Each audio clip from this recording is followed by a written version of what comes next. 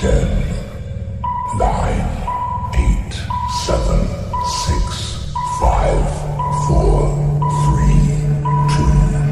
3, 2, 1, 0. Assalamualaikum warahmatullahi wabarakatuh. Perkenalkan, nama saya Meliana Syukur.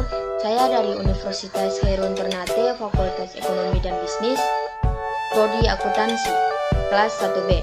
Di sini saya ingin menjelaskan apa itu catatan kaki.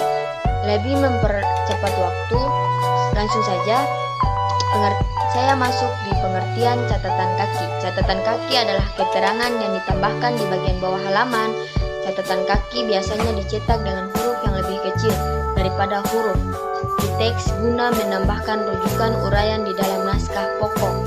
Catatan kaki ini menjelaskan asal kutipan. Catatan kaki juga sering digunakan untuk menjelaskan teks atau istilah khusus yang perlu penjelasan lebih panjang. Tadi kita menjelaskan tentang pengertian catatan kaki, sekarang kita masuk di tujuan catatan kaki.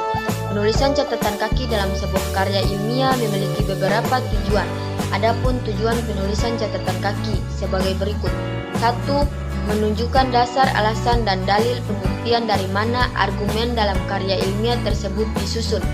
2. Membantu pembaca menelusuri sumber-sumber yang dijadikan rujukan dengan lebih cepat dan mudah.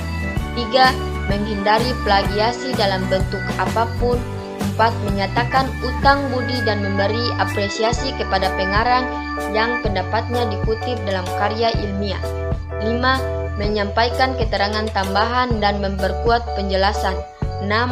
Menunjukkan keterangan bagian tersebut dengan bagian lain dalam teks yang sama, baik halaman sebelumnya dan sesudahnya. Adapun fungsi catatan kaki. Dari tujuan-tujuan catatan kaki yang telah diuraikan di atas, kita dapat menarik kesimpulan tentang fungsi catatan kaki, yaitu sebagai berikut. 1. Bukti otentik keilmian sebuah karya tulis.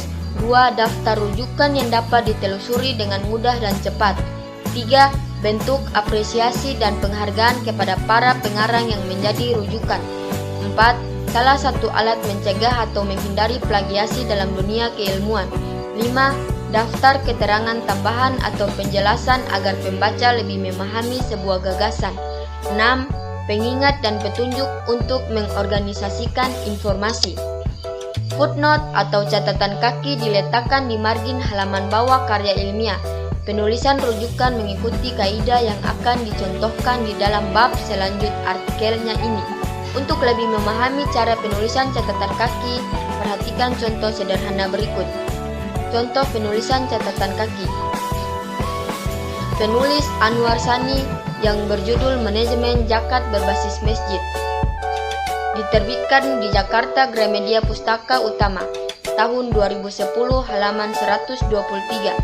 Yang kedua, Ahmad Tafsir, buku yang berjudul Jalan Menuju Halaman Tuhan, yang diterbitkan di Tasikmalaya Latifah Press tahun 1995, halaman 75 dan 78. Berikut ini adalah maksud dari penulisan ibid dan logit tersebut dalam catatan. Ibid merupakan kependekan dari ibidium yang berarti tempat yang sama dengan di atas. Ibid digunakan jika rujukan yang sama digunakan secara berurutan, sedangkan logit merupakan kependekan dari loco citato yang berarti lokasi yang sama dengan telah dikutip atau disebutkan. Ada beberapa contoh catatan kaki menggunakan ibid dan logit sebagai berikut.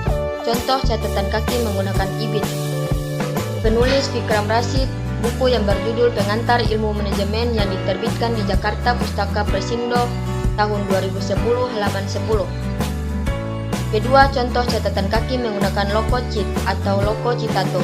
1. Abdul Muiz yang berjudul Perang Siasat Matematika Praktis diterbitkan di Jogja Kreasi Wacana tahun 2012 halaman 46.